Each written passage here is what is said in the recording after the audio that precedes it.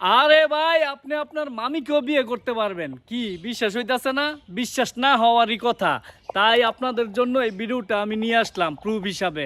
এই হুজুর ভাইটি কি বলে, ধৈর্য সহকারে আপনি ভিডিওটি দেখে যান। ভিডিওটি না দেখলে তো ভাই বিশ্বাস হইতো না, তো কইবেন এই শালা পাগল হয়েছে গা, কি উল্টাপাল্টা কথা কয়। তাই ধৈর্য সহকারে ভিডিওটা দেখা যান। ভিডিওটা দেখলে আপনার বিশ্বাস হইব, ঠিক আছে?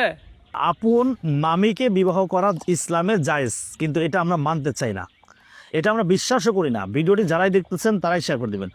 আপন মামু, আপনার আপন মামুর স্ত্রীকে আপনি বিবাহ করতে পারবেন, এটা ইসলামে আল্লাহ তাআলা জায়েজ করেছেন।